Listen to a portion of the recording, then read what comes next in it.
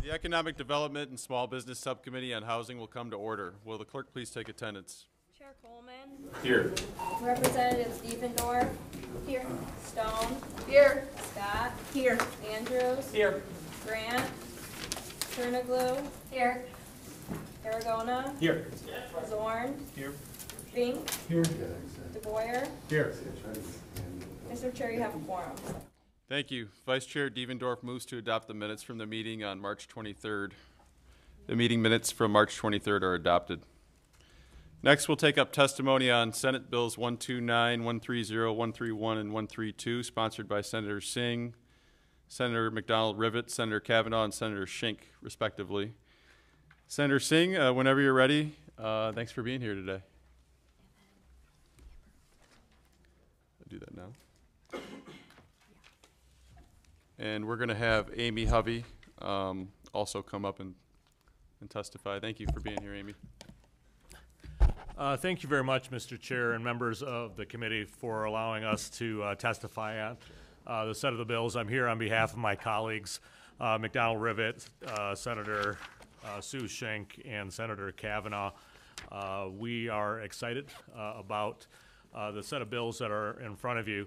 I know both of our chambers, as we've started off our year, wanted to make sure that housing was a significant part of our work, which is one of the reasons why you have a specific committee on housing. We do the same thing in the Senate. And so when we were beginning to take a look at issues that we wanted to address in the Senate, I was pleased to have our conversations with MSHDA in regards to finding new opportunities, especially opportunities that local governments could use to help us try to address the affordable housing crisis that we have here in the state of Michigan. I know many of you come from local government, so you're familiar with the brownfield system and the tax increment financing world, and what we want to do is use those tools that are so often used in our local governments to help to do economic development, oftentimes on the commercial side. Wanted to be able to use that similar type of tool here in Michigan to focus on housing. And so these bills very specifically add the eligibility for the TIF to allow for eligible activities dealing with housing assistance and housing development. And if there is over 50% of this dedicated towards housing, then MSHDA would be one of the deciding factors as they go through their process. We wanted to make sure that this was available for those that own property, that will be renting property, and so I think it's a fairly could be widely used by developers and nonprofit organizations throughout the area. Want to say just two other things, and then Director Hovey and her team at MSHDA will probably go through more of the details, but the fact that we have a local government tool, which we really don't have, that allows for that community to take a look at housing, what they need, that allows their local council and governing unit to be able to move forward with this, and then it goes to the state level, I think really provides an opportunity for us to address the issue but have it locally driven versus state driven. There's only one other state, I believe it's Maine, that is currently doing this, and so if we are successful in earning your support and others as we go through this process, we would be the second state in the union to be utilizing this type of local mechanism. And so, Mr. Chair, thank you for the opportunity to briefly testify. And if you don't mind, maybe Director Hovey can go into some more of the details, and we'd be both pleased to answer any questions if you have any. Well, thank you, Senator, and thank you, Director Hovey. Appreciate you being here and taking the time to testify as well. Yes, thanks for having me here this afternoon. I mean, a lot of what I'm going to say is going to ditto what the senator said, but what is so interesting about this tool is it's very flexible, and it can meet the individual needs of the local government because it can be used for sale housing, rental housing, multifamily, single family. It really is allowing the local governments to decide what their communities need and having the state government help support that. It's one of our few tools that we will have for home ownership. A lot of our tools come from the federal government and are for rental housing, which is very important, but we also need additional support for home ownership. If you remember when I was in front of your committee a couple of months ago, I mentioned just the fact that the cost of single-family homes has gone up 84% in the last decade in Michigan, while our incomes have only gone up 25%, which has put home ownership out of reach for more and more Michiganders, and this tool will help with that. I also just want to point out that this is not just for what we typically think as affordable housing, but all the way up to attainable and workforce housing would be helpful for housing going all the way up to 120% of area median income, depending on what the locals decide they want to incentivize. So with that, I'm happy to answer any questions about the specifics. Thank you, Director. Thank you, Director. We appreciate it. We have a couple members with questions. Representative Stone. Thank you, Mr. Chair. And please forgive me that I'm not really have a deep understanding of brownfield. And maybe there's like a misconception here. My impression is always that brownfields are around remediating contaminated land. And is there a conflict with wanting to build housing on that?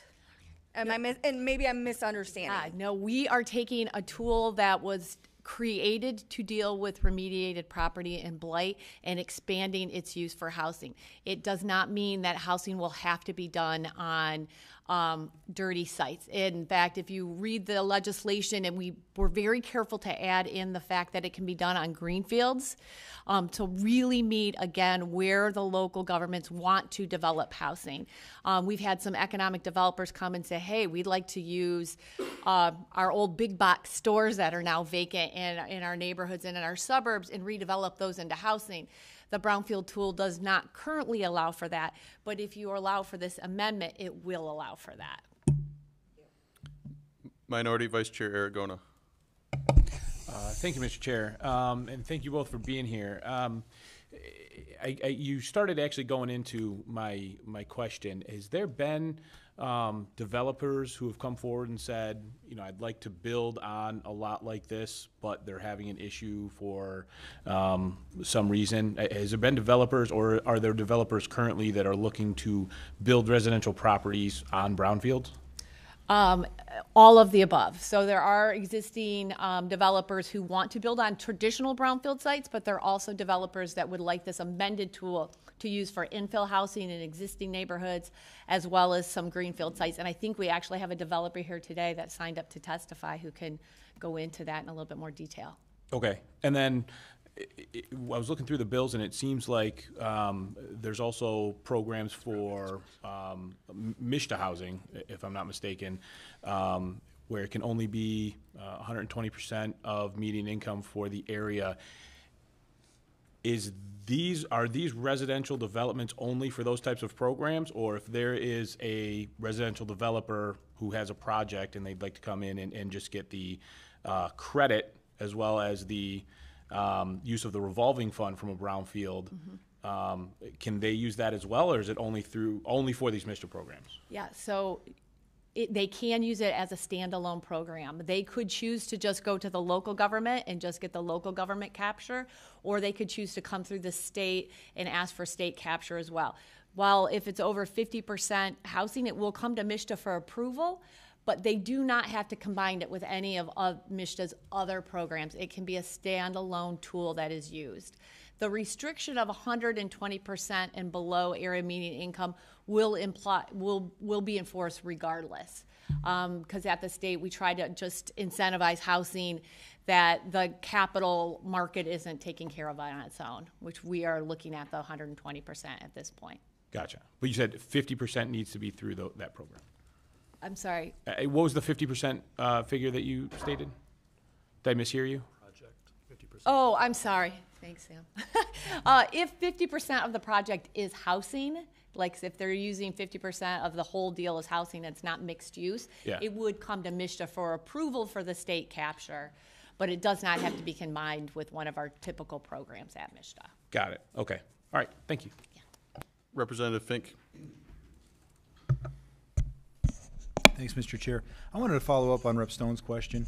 So as I understood your answer, although we're kind of operating from the model of brownfield redevelopment, it's not actually necessarily a brownfield that the only brownfield projects that would be eligible for this treatment. And I guess my question is, why is that a good thing? I mean, it seems like it sort of creep from the intention of the incentivizing of redeveloping brownfields is obviously because there are potentially dangerous, elements within the site, and that imposes externalities on everybody. And so the state making it more efficient for people to clean that up makes sense, almost independent of the ultimate use of it.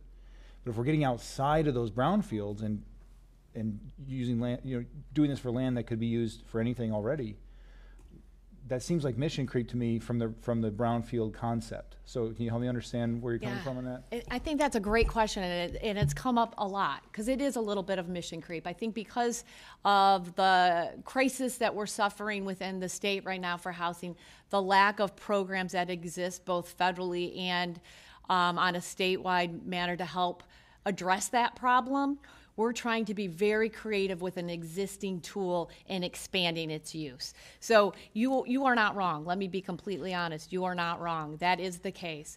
But it's sometimes easier in government to tweak an existing tool that already has all the processes, procedures, and regulations around it, rather than to have to step back and try to create a completely new tool.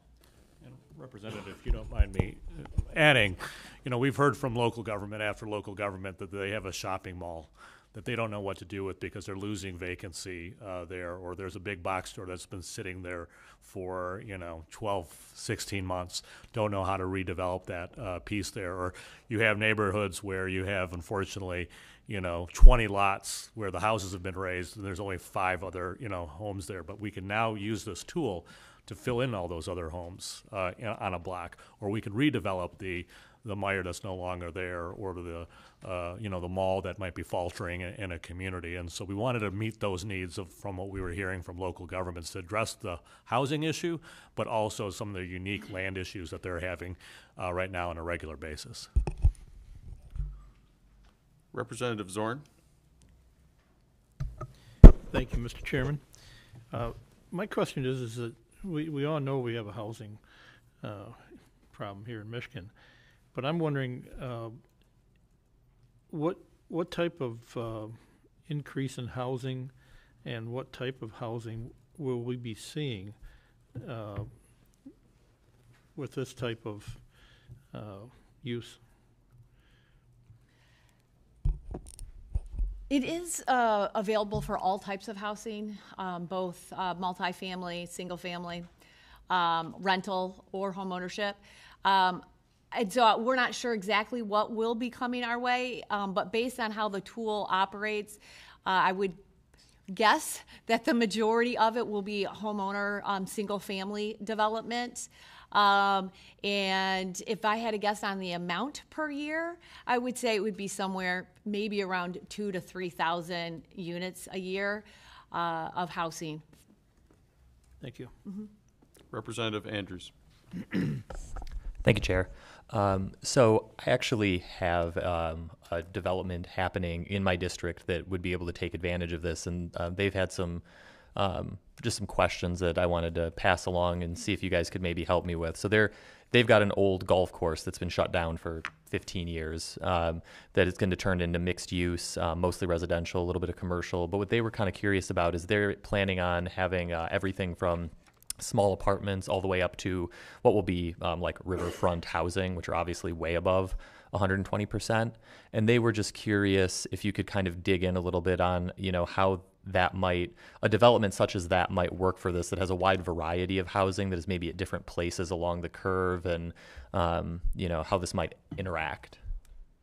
Yeah, they would be able to apply for tax increment financing only for those units that were going to be 120 below. They would not be applicable to the higher end housing. But it wouldn't be specifically disqualifying for them to have those more expensive units? I think it's encouraged. Okay. I just think that's really important to note, that this isn't just saying you have to stick to 120% or less in your development. It helps in general. Okay. Yeah, perfect. That's absolutely right. Well, I just want to thank you again, Senator, you and your colleagues, for working on this and bringing this forward. I think this is a tool that will give flexibility to communities like my hometown of Westland and a number of the communities that we represent as a whole and across our state, another tool to help look at this housing issue. And we've talked, Director Hovey's mentioned the affordability and availability issue statewide. And I think this is something that will help us combat that. So really appreciate you being here. Sorry I didn't recognize you right away. You were a little further down on my script, but I really appreciate you both being here, and thanks for coming up. Next we have Chris Bennett, Director of Housing and Community Development with Dwelling Place, Stephen Wooden from Dwelling Place, and Joe Agostinelli from Michigan Growth Advisors. If you'd like to come speak briefly to the bills. Good afternoon, Chairman Coleman. Stephen Wooden here from Dwelling Place of Grand Rapids. Okay. Unfortunately, Mr. Bennett and Mr. Agostinelli could not make it, so you're stuck with me alone. So that'll work. If I believe slides were sent, at the risk of jeopardizing what's here, should I just press the escape button and find our slide deck there? Wonderful.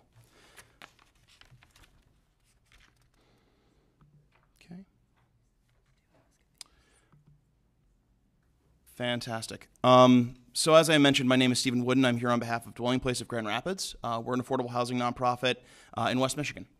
Just a little bit about us very briefly. Our mission is to improve the lives of people by creating quality, affordable housing, providing essential support services, and serving as a catalyst for neighborhood revitalization. We were established in 1980. We own and operate approximately 1,400 units of affordable housing across 4 counties in West Michigan. Those being Kent, Muskegon, Oceana, and Ottawa, though we actually have a service area of 15 counties that include as far south as St. Joseph and South Haven, and as far north as Ludington along the lake shore and in West Michigan. And in terms of, what we've been hearing is we need more tools. There was a bill package that passed last term that helped to expand the tools available to local governments to help incentivize affordable housing, but we need to expand that set of tools in the tool bag to not only build more housing, but build more housing at all price points. And frankly, we need more tools that work in all the different types of communities we have in our state, urban, suburban, and rural. We need tools that can work for both small-scale and large-scale projects. Often the incentives and tools that are available are biased towards larger developments, where often the small-scale projects that could serve a neighborhood or help revitalize blighted homes within the neighborhood are often overlooked, and those incentives are either unavailable or unworkable for them. Also, incentives and tools that can leverage others and philanthropy, but don't require them, as Director Hovey alluded to, and those that can be used for rental and home ownership. And that's what's great about this bill package and what it would do, creating the flexibility needed so that every community can create the housing that meets their needs. So I wanted to provide you all with some examples from our experience and ways that this legislation would impact them. So this here is a rendering of a 42-unit or 42-home development project, one of the largest single-family housing developments in recent history in Grand Rapids at 2080 Union on the southeast side. All are priced at or below 75% of the fair market value, and all are priced at or below the 120% AMI income range for a 3-bedroom house in Kent County. It has already gone through its local planning approvals, and I believe if it hasn't had its Brownfield TIF plan approved, it will soon be approved. Now, I wanted to show you all how this bill would impact a project like this. And even though we're likely going to be closing before this bill ever becomes law, I thought it could help really paint a picture on its benefit. Right now, the total development costs are just under $14 million. The current value of Brownfield TIF, because this project is currently going through a Brownfield TIF with other eligible expenses, is roughly $2 million. And with that, we're able to have 7 homes priced at or below the 80% AMI range, with the remaining 35 at or below 120. But had this bill be law at this time, when we were getting our Brownfield plans reviewed and approved, that sales price discount that we could embed and add to our Brownfield TIF stream would have added about $500,000 to our eligible TIF expenses, which translates to roughly 8 more homes could have been priced at the 80% AMI range, expanding the affordability and allowing more housing at those different price points. Another example that's now on the horizon, we're working with the City of Fremont and other private sector partners on a public-private partnership to develop one of their city-owned parcels. The plan right now is 26 single-family homes, 23 townhomes, all priced between the 80% and 120% AMI range. That was the request of the city to really serve that missing middle income bracket, as it's called. And it's too early to quantify at this stage. It's a more recent project in our pipeline, but given the fact that the city owns the property, is conveying the property below market value, and is already contributing to the utility expenses and others, that frees up Brownfield tax capture to cover any kind of sales price discount we're going to need to sell this at the affordable price point that they're requesting. So we believe that were this bill law, it would have a significant increase in our ability to leverage Brownfield TIF to make a project like this work and build over 50 new single-family homes for middle-income families in the Fremont area.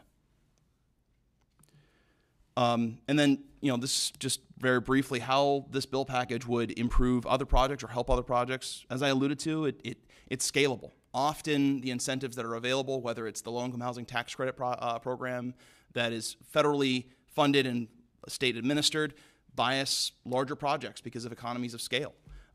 They often bias single sites that require that scale that I alluded to.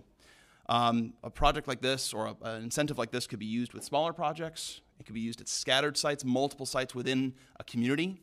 Renovation projects, renovating old blighted homes and bringing them to productive and healthy use. And also leveraging other sources. We've talked about some of the MSHDA tools that are also available that could be used in a capital stack with this, or the other local incentives. But are the New Markets Tax Credit Program. We actually looked at that for 2080 Union. Didn't make sense for this particular project, but it's absolutely something that could be used to, again, expand available housing at all price points. And with that, I will answer any questions if you have them. Thank you, Mr. Wooden. Representative Grant?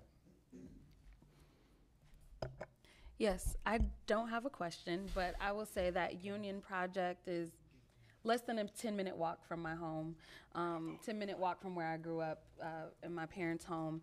And I was also able to sit on a few of the city committees when this was initially being talked about, and to hear the thoughtfulness that went into this project, but also the need for parameters of what is allowed and how we're looking at housing and how we're supporting things. When this project was initially being talked about, and we talk about density in cities and neighborhoods, and we talk about, you know, the streets may not be running straight through the neighborhoods, but all these little things that comes to local planning and zoning, but also state support.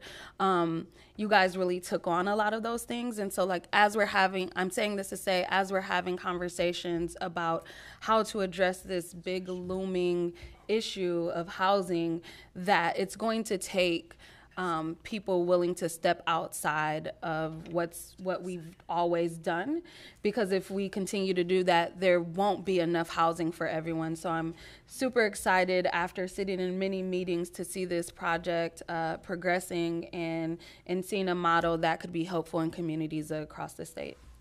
Thank you, Representative Grant. And I'll at least respond to that by saying, you know, I think the process we went through 2080 Union also illustrates that local communities are best suited to use this tool to meet their housing needs. And, you know, local elected officials, local public officials, they are intimately involved with the housing needs of their community, and they know how to respond to that, and they can use this tool to tailor to their housing needs. So, thank you. Do we have questions from any other members?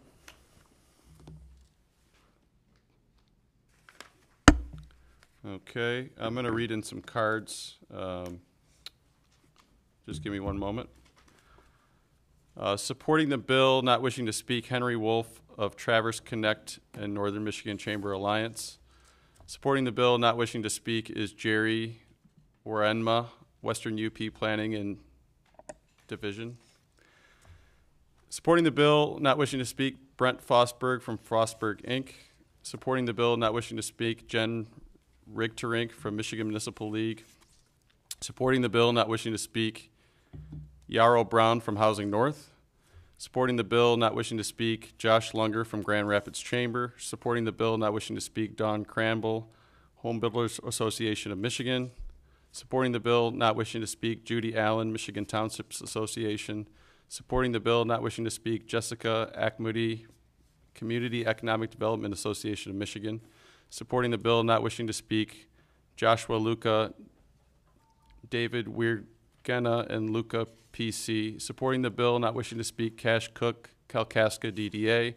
Supporting the bill, not wishing to speak, Ryan Veerweiss, ICCF Community Homes. Supporting the bill, not wishing to speak, Justin Horvath, Shiawassee Economic Development Partnership. Supporting the bill, not wishing to speak, Darian Newbecker, Robertson Homes. Supporting the bill, not wishing to speak, Ryan Hertz, Lighthouse, Michigan.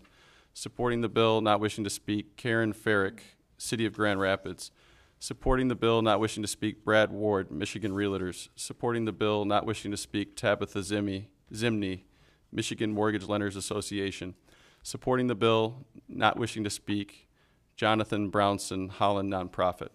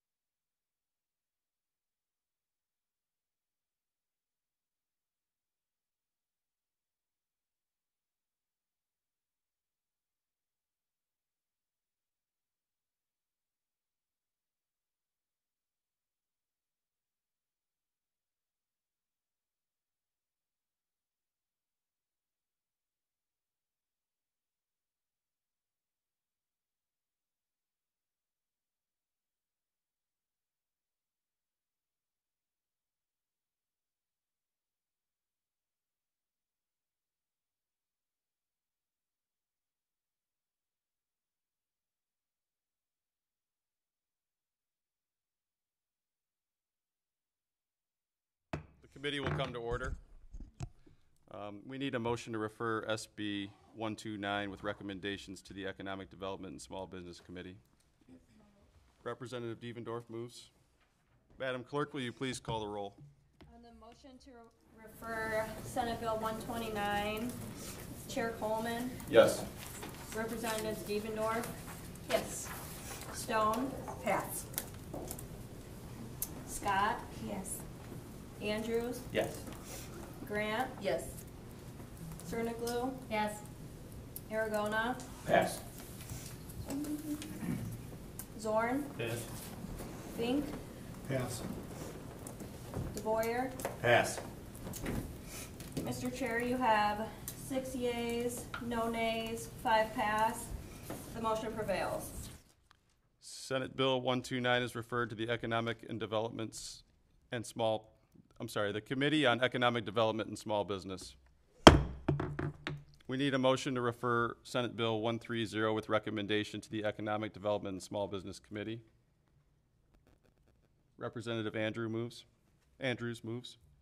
Madam Clerk, will you please call the roll? On the motion to refer Senate Bill 130, Chair Coleman, Yes. Representatives Devendorf. Yes. Stone. Pass.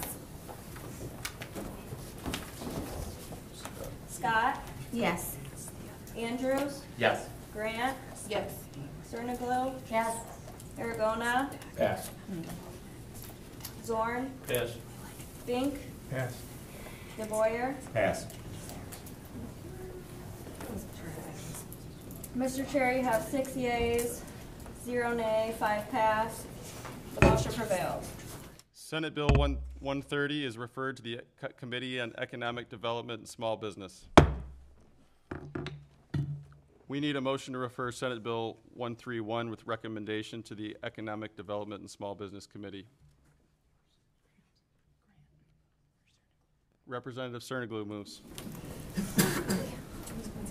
Madam Clerk, will you please call the roll? On the motion to refer Senate Bill 131, Chair Coleman, Yes. Representatives Devendorf. Yes. Stone. Pass. Scott. Yes. Andrews. Yes. Grant. Yes. Cerniglu. Yes. Did you say pass? No, I said yes. Yes. Aragona. Pass. Zorn. Pass. Fink. Pass. DeBoyer. Pass. Mr. Chair, you have 6 yeas, 0 nays, 5 pass. The motion prevails. Senate Bill 131 is referred to the Committee on Economic Development and Small Business. We need a motion to refer Senate Bill 132 with recommendation to the Economic Development and Small Business Committee. Representative Scott moves. Madam Clerk, will you please call the roll? On the motion to refer Senate Bill 132, Chair Coleman, Yes. Representatives Devendorf. Yes. Stone. Pass. Scott. Yes. Andrews. Yes. Grant. Yes. Cerniglu. Yes. Aragona. Pass. Zorn. Pass. Fink. Pass. DeBoyer. Pass. Mr. Chair, you have 6 yeas, 0 nay, 5 pass. The motion prevails. Senate Bill 132 is referred to the Committee on Economic Development and Small Business. Next up, we have a presentation from Fair Chance Housing in Michigan with the Vera Institute of Justice. With us today are Tony Grant, Director of Policy and Program Operations, Nation Outside, Ashia Wilson, Community Engagement Specialist, City of Lansing, City of Jackson Mayor Daniel Mahoney, and John Bay, Program Manager, Opening Doors Project, Vera Institute of Justice. Thank you for being here today. You may proceed when you're ready. Thank you. Good afternoon, Chairman Coleman. You know what? I called a few names, so please introduce yourself when you just so we know who you are. Absolutely. Yeah, I'm thank Tony you. Gann, Chairman Coleman. Appreciate it. And to all the distinguished other reps on this committee, good afternoon, and thank you for this opportunity to talk to you all. This is a really big issue for Michigan, housing, right? I'm going to be joined today with John Bay, who is to my right from the Vera Institute of Justice, also Aisha Wilson from Nation Outside, and Daniel Mahoney, the mayor of Jackson, right? My name is Tony Gann, as I just mentioned. I'm the Director of Policy and Program Operations for Nation Outside. Nation Outside is a grassroots organization made up of formerly incarcerated people, right? And our mission is to drive policy and practice reform to create transformative systems of support for people with criminal records. And what that means in a nutshell is we work on the barriers that people in our communities face with criminal records. And one of the biggest barriers that they face is housing. It's that simple. Housing is a human right, and it is one of the most fundamental things you need in trying to get your life back together. Right? Let me say that again. One of the most fundamental things you need when you're trying to get your life back together. Right? Oftentimes, what people face once they're released are a number of barriers around employment, housing, voting, education, healthcare, community collapse. There are so many disparities that people with criminal records face every day. These disparities lead our communities to be unsafe. That's why you see people living under a bridge. But oftentimes in Michigan, what you have are people couch surfing, right? They're living from couch to couch, or they're staying in somebody's basement, all because they can't get somewhere to live with a criminal record, right? Or they're staying in hotels, paying crazy rates every week. I know people personally that do that just because they have a criminal record, not because they don't have a good job. Get on my nose. Yep. Thank you. Thank you, John. So there was a MSHDA survey, and this is really important. There was a MSHDA survey that showed that the people that responded to the survey, the highest level of housing discrimination were for people with criminal records. It's that simple, right? 63% of Michigan landlords, right, admit that they use criminal background checks as a reason to deny tenancy. That's a problem. 4 million Michiganders have a criminal record, right? 10% of Michigan children have experienced parental incarceration. So what does that mean? There's a connection there, right? And it's important that we catch that connection as we think about the people that we're borrowing from housing. Because oftentimes these people have children, right? And so when you bar a person like me from housing that has a 6-year-old, that means my 6-year-old is going to be barred from housing, right? Let that sink in. 6-year-old, parental incarceration rate at 10%. Children that experience parental incarceration struggle in school, and the children that are homeless struggle in school, they often don't graduate. They often lead a life that leads them to be homeless as well. We have a cycle that we should break, and you all can break it. With that, I'm going to pass it off to my distinguished partner, John Bay. Thank you so much. Thank you. Thank you, Chair Coleman and members of this committee. My name is John Bay. I am a program manager with the Opening Doors Project at the Vera Institute of Justice. The Vera Institute is a national nonprofit that works to improve the criminal, legal, and immigration systems across the country. My project works to increase housing access for people with conviction histories.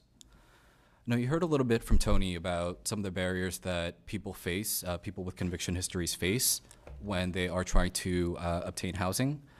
And that's just generally and across the nation, and here in the state.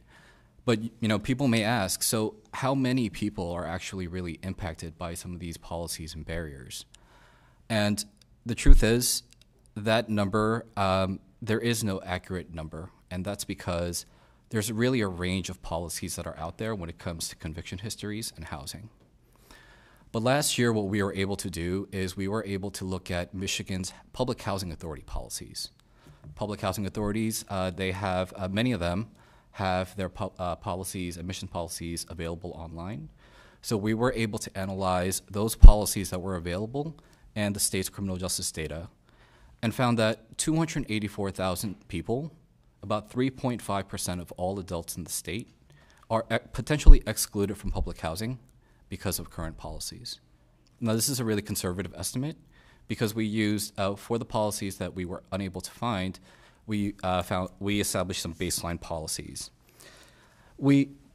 Now, this is somewhat significant, but public housing only makes up about 13% of the entire housing market in the state.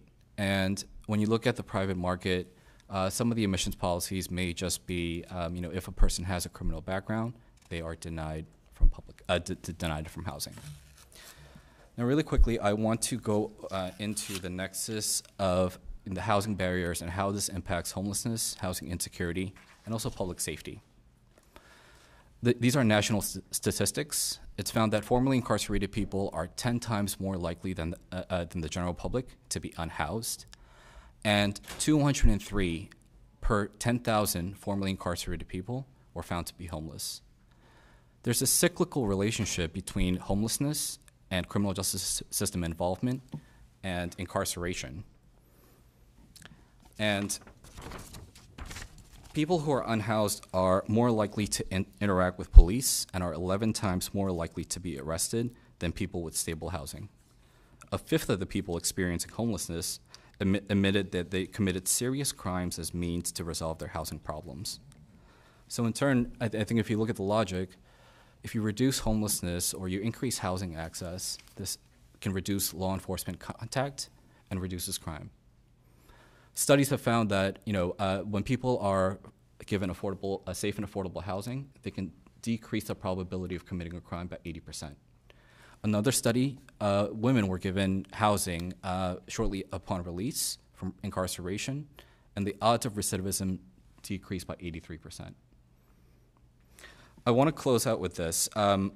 We recently conducted polling here in the state, and the general public also sees the nexus between housing access and increased public safety. So we asked 800 Michiganders questions about increasing housing access, and they said that 77% of the respondents agreed that people with a criminal record who have access to stable housing are much less likely to commit another crime than people with a criminal background who do not have housing. 69% agreed that giving housing access to people with a criminal background will ultimately make us safer because people with housing are less likely to commit another crime. Now, I can go on for days with data and research, but I think we really wanted to bring a personal story into this to show how this is impacting everyday Michiganders. So with that, I'll turn it over to Aisha Wilson.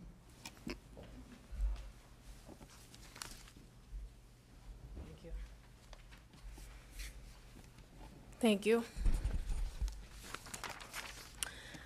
I'm Asia Wilson, Lansing Chapter Engagement Specialist for Nation Outside. Good afternoon, Mr. Chair, Madam Vice Chair, and distinguished Housing Committee members. Thank you for giving me the opportunity to share my thoughts on the significance of housing in our society. My name is Asia Wilson, and I am a justice-impacted individual.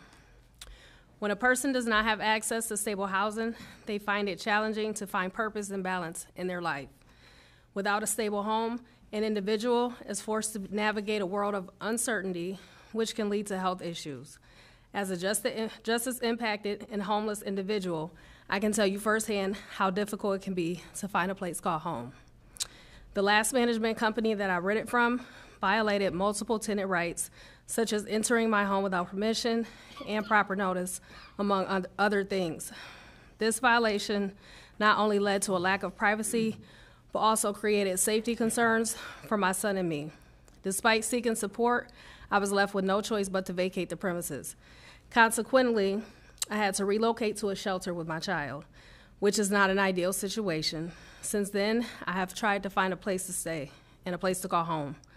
I have encountered many landlords and management companies who have turned me away. This discrimination has made it even more challenging to find a place to live. Over the last month, I've spent more than $200 on application fees, which have not only strained my finances, but also left me with no lease in hand. These applications have also resulted in multiple inquiries damaging my credit standing. I do not shy away from the fact that I am human and I have made my mistakes in the past. We all have. However, I have learned from my past mistakes and have successfully changed the course of my life. I am currently a community engagement specialist as well as the day report and program coordinator for Northwest Initiatives Program Arrow. Additionally, I am a mother, a published author, a business owner, and also an advocate for my peers and those in the community. My past does not define who I am now, nor who I will become in the future. Access to safe and stable housing can create a sense of security, stability, and self-esteem, which can positively impact an individual's mental and emotional health. It can also foster a safer community for everyone. Addressing this issue will require a multifaceted approach that includes policy and practice reforms. Thank you again for allowing me to share my experiences and my perspectives on this important issue. Aisha is one of the reasons we are fighting so hard to address this issue. Thank you for that powerful story.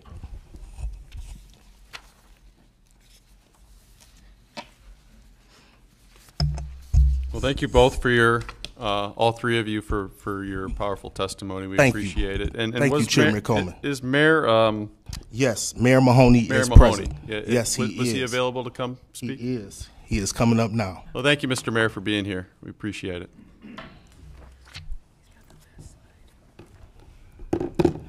And as a segue for Mayor Mahoney, one of the things the Nation Outside has been doing is working in local municipalities to address this in cities. We've fought really hard, and right now in the state of Michigan, there are 4 cities that have addressed this concern. Detroit is one, Ann Arbor is one, Kalamazoo is one, and Jackson is one. This is very important, and this is why we have the mayor here himself to talk to this committee. Mayor Mahoney. Good afternoon. Thank you, Mr. Chair and committee, for allowing me some time to speak here before you today. My name is Daniel J. Mahoney, and I'm sure I know exactly what you're thinking right now. What exactly does the J stand for? Well, today the J stands for just be fair. But if my mom was in the room, she would tell you that the J actually stands for Jermaine. I am a former Jackson County Commissioner.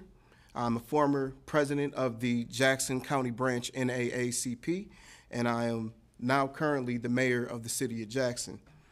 I want to thank you, Tony, Nation Outside, for inviting me to be a part of this conversation today, because like Tony said, it is extremely important.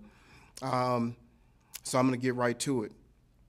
I'm sure that we've all heard the saying that if you do the crime, you must do the time. Doing the time is often referred to as paying your debt to society. But let's be honest. It's more like you do the crime and you get forever labeled and you owe a debt that's almost impossible to be paid in full. Housing, which is what we're talking about here today, is considered to be one of 3 basic needs an individual needs to live a life. Food, water, shelter. Food and water are provided by having a stable job, which often individuals who have been incarcerated have difficult times finding livable wage-paying jobs. Shelter, housing, is another thing that they have trouble with. I know this personally, and I could tell my personal testimony here today, but I was invited here as mayor, so I'll stick to that. Allowing the denial of housing based on one's criminal background is allowing someone the basic needs for survival, and that needs to change.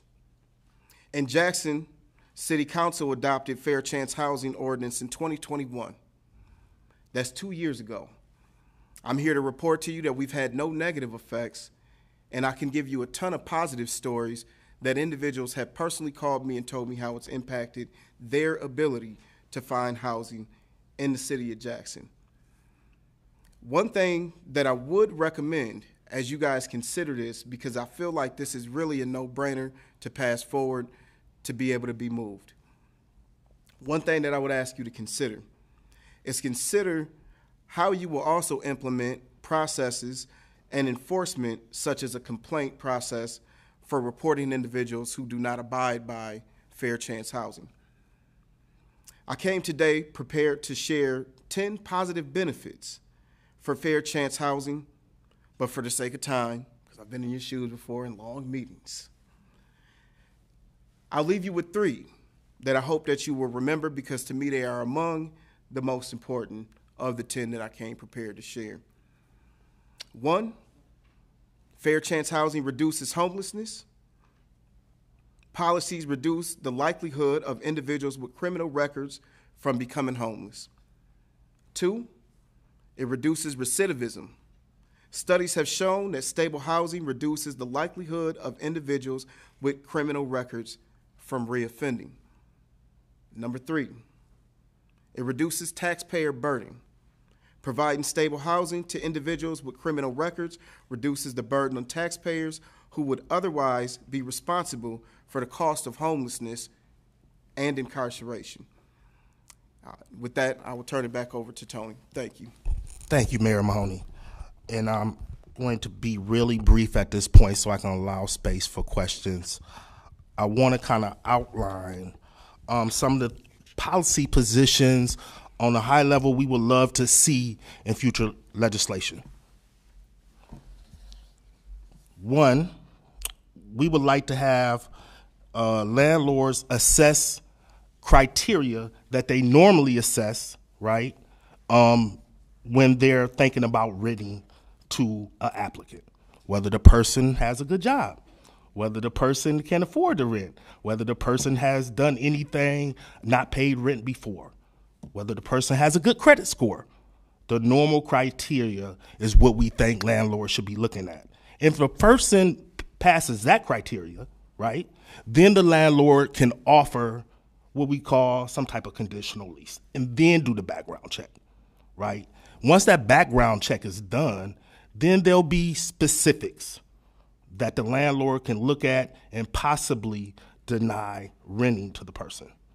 But we will also urge landlords to take an individual assessment of people, because what landlords miss in relying solely on a criminal background check is that people, right, change. The criminal background check always looks back. If you did a criminal background check on me, it would show a conviction 30 years ago. It wouldn't show the job I have, that I'm an author, that I'm a father, a business owner. It wouldn't show none of that. And so landlords are really missing great tenants by relying solely on criminal background checks. Lastly, and then I'm going to let the questions, I want to hit this other one. Finally, if a landlord decides that even, you know, a great person like me, like I still want to deny you on this criminal background check, we would ask that the landlord give space for the person to bring in stuff that shows how they've changed their life. Bring in some letters from community people to say this person is no longer that person. They've been reformed. They've changed their life. And thank you, Chairman Coleman. Well, thank you again for being here today. We do have a couple questions from members. Vice Chair Devendorf.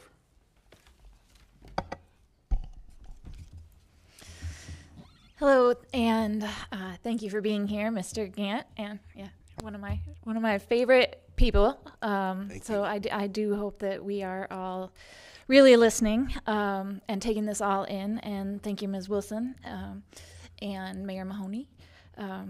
And I do hope, before I ask my question, that the state of Michigan will be the model of fair chance that the rest of our cities can take after for the opportunities that we offer our returning citizens, our returned citizens, that we allow people to demonstrate to us who they are as they are now, and not punish them forever. So thank you for your hard work.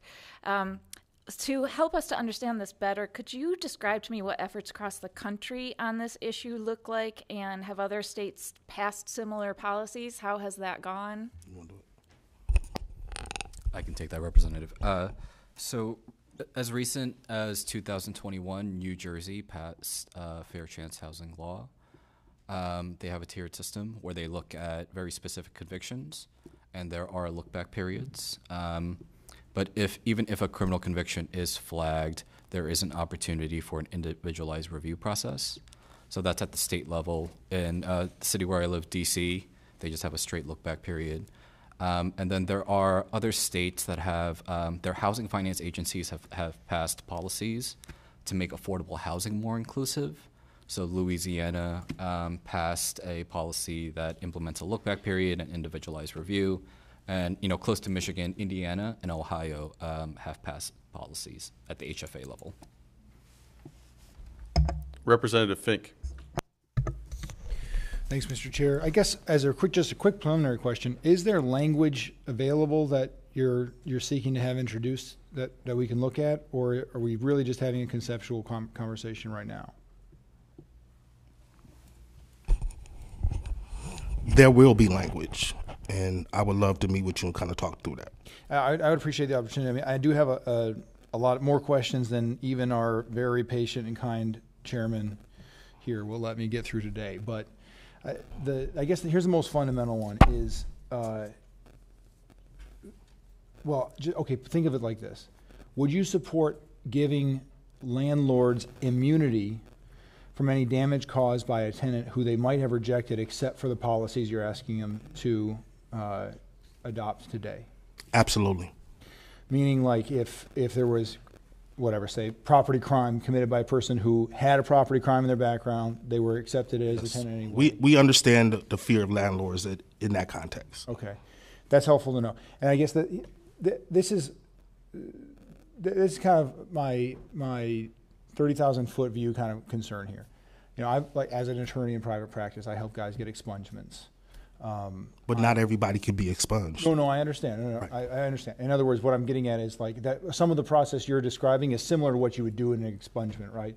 You go to court, you tell the judge it's been the required length of time, maybe a couple of letters from an employer, a pastor, a neighbor, whatever it is, and then the thing gets set aside, and it would no longer, if everything's working correctly, even show up in a criminal background check, right? Mm-hmm.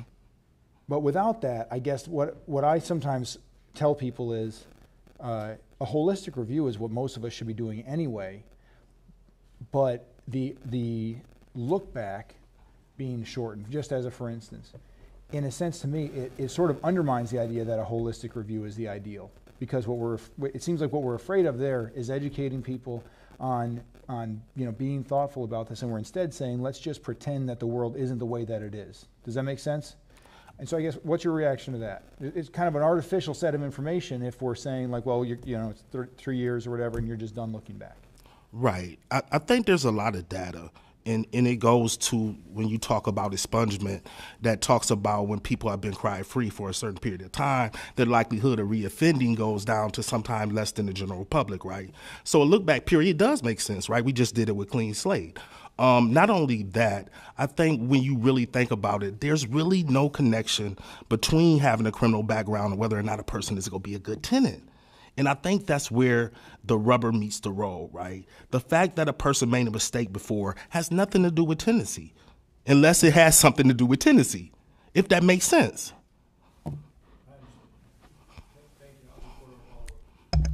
And we have one more question, Representative Andrews.